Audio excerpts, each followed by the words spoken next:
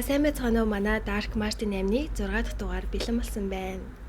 За тэгээд өнөөдрийнхэн дугаарыг би ярина. Тэгээд ярихаас өмнө бид хоёрт ингээд ирсэн бүх комментиг уншиж байгаа, таалагдж байгаа. Тэгээд бид хоёр өдөрт нэг коммент сонгоод тэрнийхээ талаар жоохон ярилцдаг юм уу гэж утсан. Тэгээд бид хоёр өчигдрийн оруулсан дугаар юм байна. Коммент хэсэгт бичсэн IG Morazco-гийн комментиг сонгож авсан байгаа. За тэрээр харамсалтай хэрэг юм ба ерөөсөө хохирогч байсаар байгаад дууссан юм шиг. Гэхдээ бас олон гэмгүй эмэгтэйчүүдийг бодохоор өрдмөр юм а гэсэн коммент ирсэн. Тэгээд одоо яг л миний өчигдрийн дугаар дээр хэлсэн шиг нэг хүний хийсэн аимшигт үйлдэлээс гэмгүй хүмүүсийн амьдралыг өөрчилсөн. Тиймээс хохирогч өөрөө хүчирхийлэгч болсон амьдрал дээр одоо олон жишээнүүд харамсалтай байдаг. Харин тийм айгүй харамсалтай. За тэгээд би өнөөдрийнхөө хэрэгээр Candy Mossler гэдэг нэг эмэгтэй талаар ярина. Тэгээд Candy Mossler нь 1920 оны 2 дугаар сарын 18-нд Жоржиад төрсэн. Сошиалд буюу од хүмүүстэй одоо нийлдэг одоо хаанлаг гоё пари болж байна те тэнд явж идэг. Тэгээд бас дээрээс нь амар олон тийм халамжийн газарт тусал чандаа өргөдөг хүмүүсийг хэлдэг мэлээ. Тэгээд тийм их нийгэмлэг эмэгтэйсэн. Тэгээд хоёр дахь нөхөр болох Jack Mossler-тай уулзахаас өмнө нэг нөхөртэй хүүхэдтэй байсан мэлээ. Тэгээд Jack Mossler нь Candy-тай уулзахаас өмнө бас л ингээд эхнэр дүү хүүхэдтэйсэн. Гол ярих байгаа хоёр маань яг Candy, Jack хоёр. За Candy-гийн хувьд гэх юм бол ер нь шар үстэй, секси, мекси, царайлаг ер нь л аягүй тийм гоё эмэгтэйсэн. Тэгээд Jack-аас бараг залвал 20 насаар дүү эмэгтэй.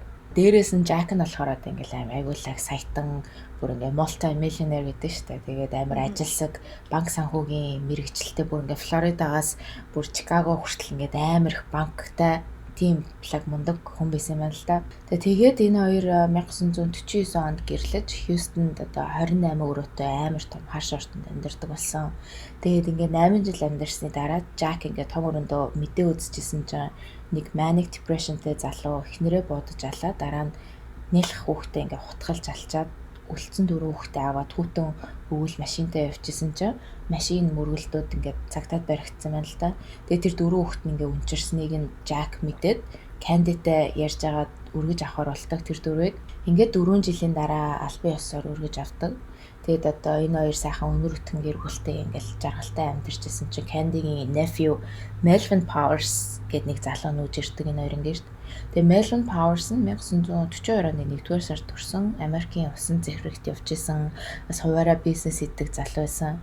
Тэгээд нүүж ирээд Candy энэ хоёр амар заван зав ингээд хоорондоо бэлгийн харьцаатай болцсон за. Nephew гэдэг чинь нөгөө одоо эгчийнх нь хүүн гэсэн үг шүү дээ. Монголоор одоо авах дүү юм уу та. Ингээд цус халилцсан айгу заваа. Тэгээд энэ хоёрын харьцаа ерөнхийдөө бол 1 жил үргэлжилж энэ хоёр баригддаг. Тэгээд баригдсныхан дараа ингээд Candy-гаас одоо асуусан юм л да. Яагаад ингээд заваараад ингээд хүнтэй унтсан бэ гэсэн чинь манай нөхөр ижил өстөн гэдгийг нь мэдээд би өөрийнхөө nephew-тэй ярилцж байгаад одоо авах дүүтэйгээ ярилцж байгаа дотн болсон гэж хариулдаг. Харин Melvin хариуд нь би зүгээр л мөнгөний төлөө авах ихчтэй ингээд бэлгийн ярилцаатай байсан гэж бараг л ингээд бахархсан маягаар гэрийнхэн үйлчлэгчтэй ярьсан. Тэгсэн чинь тэр гэрийн үйлчлэгч нь Jack хэлснээр Jack одоо эхнэрийнхээ одоо илүү ингээд судалж үзгээд яг үнэн үү яриад байна уугүй байна уу гэдгийг үзгээд ингээд эхнэрийнхээ өдрийн тэмдэглэлийг олж унштай байна л та. Тэгсэн чинь өдрийн тэмдэглэл дээрээ Candy бичсэн заяа. Амар заваа би бүр ингээд амар гоё хүсэл тачааллаар дүүрэн Melvin-тэй хийдэг гэ бараг дэвтрийнхаа тал удс дүүрэн ингээд өдөр болгоо ингээд яаж хийснийхаа талаар бичсэн байсныг нь Jack мэдээд тэгээд Melvin-ийг ингээд шууд хөвөө гаргachтай мөлий. Шижин юм. Тийм байгаа зүгээр. Ингээ хөөгд гаргацсан чинь Melvin ингээ гарч явах гэ маш их уурлаад үрс санаад гарсан гин л дээ. Тэнгүүтээ Jack руу ингээл орилол би буцаж ирнэ тэгт гэрийн эз болоод ирнэ энэ төр гэж орилж гарсан гэсэн. Тэгсэн Jack ингээ бүр зүрхэнд нь орцоо айгаад. Тэгээ Jack тэмдэглэлийн дэвтэртээ бичсэн болохоор Candy Melvin хоёр намайг нийлж алах баха. Энэ хоёр намайг алахаас өмнө би баг энэ хоёрыг төрүүлээд алдсан дээр ах ч юм уу гэж бичсэн байсан. Jack Candy хоёрын угаасаа харилцаа нь ингээд маш муудаж аяндаа ингээд салхаар шидэд тустай амьдарч эхэлдэг. Jack одоо тэгээд албан ёсоор салаагүй ч гэсэн одоо энэ хоёр чинь тустай амьдарч байгаа шүү дээ. Тэгэхэд ингээд Candy 7 хоног бол $5,000 өгдөг гэсэн заяа.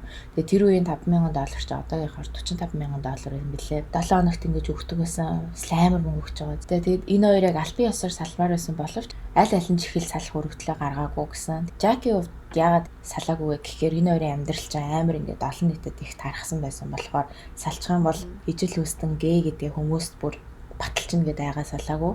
Тэгээд тэр чинь нөгөө 1960 онд чин гей гэж хэлэх юм бол хүмүүс ингээл бүр гайхал амар муухайгаар дарамжилдаг байсан үе. Тэгээ одоо болохоор өөрөөсөө тий 2020 онд ижил үстэн яа окей гэл тэгдэг. Тийм болохоор ерөөсөө айгаа салаагүй гэсэн. Харин Candy-гийн хувьд болохоор угаасаа өхрөө өөрийнхөө аав дүүтэйгээ ингээд хуурцсан гэдгээ хинч мэддэгдүүлмээргүй байсан. Тэгээ бас энэ хоёрын бас дахиад нэг салахгүй байсан шалтгаан гэвэл Jack эхлээд салах өргөдлөө гаргах юм бол нийт 33 сая долларын талыг нь Candy төхөөр болно. Харин Candy салъя гэж хэлвэл зөвхөн 200 мянган доллар л авах хэрэгтэй байсан байна л да нэг prenuptial agreement гэдэг. Тэгээ Candy-гийн хувьд бол энэ бүх мөнгийг авах нэг л арга байсан. Тэр нь одоо Jack-ыг алах. Уусаал одоо ийм амар гоё баян лайфстайлаар амьдэрсэн эмэгтэйч тэгэл бүх мөнгө нь байхгүй болсон салчгаан бол мөнгө нь авахгүй болно гэд бодвол ингээд яг алах төлөвлөгөө гаргаж байгаа байхгүй. Тэгээд 1964 онд Candy 4 хүүхдээ аваад Jack-тай уулзахаар явдаг. Jack-ийн гэрлүүн. Тэгээд очиж 1-2 цаг болчиход Candy-гийн доо миний толгой ингээд амар хүчтэй хөндөр өвдөд байна. Би ерөөсөө имлэг явлаа гэд гараад явсныхан дараа Jack-ийн гэрт нэг хүн гинэт дайран орж ирж Jack-ийн гиз болон цээж рүү 39 удаа хутгалсан боловч Jack үхтгүү. Тэгсэн чинь гэрт нь байсан хүнд зүйлээр толгой руу нэг удаа зогсон чинь шууд Jack нас орчдөг. Тэгээ Candy хүүхдүүдтэйгээ Jack-ийн гэрт буцаж ирээд өгсөн байгааг нь олж шууд цагтаа дууддаг юм байна л да. Тэгсэн чинь мөрдөн байцаагчд нь шууд гэрт нь орж ирэнгүүтээ ямар хүн алсан байдгийг нь хараал мэдсэн гэсэн. Тэгээд үүнд одоо Jack-ийг маш ихээр үзий яддаг хүн байна. Хоёрдоорт болохоор Jack-ийн яг ингээд таньдаг хүн гэрт нь орж ирж алсан байна гэдэг. За ингээд цагтаа нар Jack-ийн хуршүүдээс мэдүүлэг авахд нэг хар устай залуу гүгээд гарахыг харсан. Гэхдээ яг царайг нь харааг болохоор мэдэхгүй байна гэдэг. Тэгээд бас цагтаа нар ингээд Candy-гаас мэдүүлэг авахд Candy Jack гэртээ янз бүрийн эрэгтэй хүмүүс ингээд авчираад байдаг. Тэрийг би мэднэ. Тэгээ бараг тэдний нэг нь л ингээд алдсан юм биш үү гэж цагтаа нарт хэлдэг. Тэгээ цагдаа нар Jack-ийн бүхэл одоо юмыг судалж хайж байхдаа өдрийн тэмдэглэл байгааг нь олдог. Тэгээд үүнд Jack бичгтээ бас яг бид дээрэлсэн. Би Candy Melon хоёроос маш ихээр айж байна. Энэ хоёр яг намайг миний мөнгөний төлөө нэг л өдөр ална байх гэж бичсэн байгааг нь мэдээ шууд Melon Candy хоёр руу мөрдөлрүүлдэг цагдаа нар. Бас мөн хэрэг болсон газарт нэг цус болсон хурууны хэ байхыг хараад хэн болохыг хайхад Melon Powers их болохыг мэдэгддэг. Melon Powers ингээд хайгаад Miami байхад цагдаа нар барьж шүүх хурлаа хүлээж авах зуурны төр зур custody гэж шоронд дэжтэй штэ гэсэн. Цагтаа нар Candy бас Jack-ийн өхөл буруутай нь ойлгомжтой. Тийм болохоор Candy-г ч бас ингээд шүүхэд дуудахад хамгийн лаг гэсэн хуульч өмгөөлөгчийг авч өөрийгөө мөн Melon-ыг Jack-ийн өхөл ямар ч буруугүй гэдгийг нотлох гэж үздэг. Тэд одоо шүүх хурлаа хүлээж авах зураа уг нь шоронд авах хэвээр хоёр тэгсэн чинь Candy баян болохоор алга болсноос жилийн дараа Melon Candy хоёр шүүх хуралдаа ирнэ гэсэн мөнгөн бонд өгдөө штэ. Мөнгө төлөөд сулчдаг. Тийм мөнгө төлөөд ингээд суллагдсан. За ингээд шүүх хурал болноо. За тэгсэн чинь Jack-ийн өхөлд одоо Melon Candy хоёр буруутай гэж хэлж байгаа яллагчийн тал нь штэ одоо Jack-ийн манай тал шүүгчдийн бүрэлдэхүүнд шалтгаануудаа хэлдэг. За энэ хоёр нэгдүгээрт хоорондоо бэлгийн харьцаатай байсан. Хоёрдугаарт Melon Jack-ийг яг өгдөг өдөр Jack-ийн цагаан машиныг бариад нисэх онгоцны буудал явсан. Дээрээс нь машин цустай хурууны хэвсэн. Түүний тэр хурууны хэн Melon-ийнх байсан. 3-дугаарт Melon Candy хоёр Jack-ийг алчаад Jack-ийн бүх мөнгийг аваад цогтой амьдрах төлөвлөгөөтэй байсан. 4-дугаарт Jack-ийн өдрийн тэмдэглэлээр энэ хоёр нийлж байгаа намайг алж магадгүй гэсэн тэмдэглэл зөндөө байсан гэж хэлдэг. 5-дугаарт болохоор яг хэрэг болохоос цагийн өмнө Melon-ыг баарнд одоо ингээд орж кола авч уусан байна л да. Тэр үед нэг коллеж амар том хүн шилэнд ирдэг байсан шүү дээ.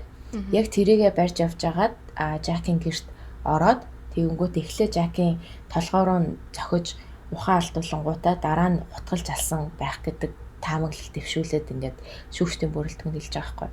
Тэгсэн чинь Melon Candy хоёрын өмгөөлөгчд нь болохоор тэр үед нөгөө ДНК-гийн шинжилгээ харамсалтай байдгүйсэн байна л да. Тийм болохоор яг хийнийхэн цус нь мэддэхгүй зөвхөн хурууны хийнийх нь Б гэдгийг мэдээд яг Melon-тэй таарч исэн.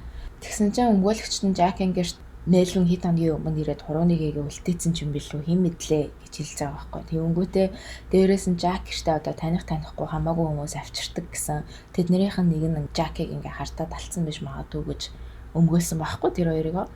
За ингээд шүүгчдийн бүрэлдэхүүн одоо бүхэл бүтэн 16 цаг хуралдсны эцэст яасан гэж энэ хоёрыг буруу үг гэж хэлээ гарч ирвэл яг хангалттай баримт байхгүй учраас ийм шийдвэр гаргасан гэсэн. Энэ одоо шүүхийн бүрэлдэхүүн. Гэсэн чинь энэ хоёр ч одоо ингээд амар олонний танил хүмүүс хүн бол Candy-г мэдж байгаа. Тийм болгоо нэг шүүх хурлын шууд зурагтаар лайв явж исэн байна л да. Тэгсэн чинь үзчихсэн хүмүүс нь бүр амар ууралсан гэсэн. Өстой нэрээ шууд шүүхийн хаалгын тогшиж оронготой та нар ямар тэнийгийн өстой нэрээ мэрэ гэл. Одоо тэгээ угаасаа тэгсэн ч одоо угаасаа л нэгэнд шүүхийн бүрэлдэхүүн ингээ шийдсэн болохоор яах ч арга байгаагүй. За ингээд чөлөөтэй болцсон Melvin Candy хоёр нөхрөө алаагүй гэдэгт шүүхээр нэг өсөн баталгаатай болцсноо тэмдэглээд амар том пари идэг. Тэгснээ одоо нөхрийнхөө бүх мөнгийг Candy өглөөд авцсан шүү дээ. Тэрийгээ тэгснээ нөхрийнхөө байгуулсан том банк санхүүгийн компаниг Candy Mosler Enterprise гэж өөрчилсөн.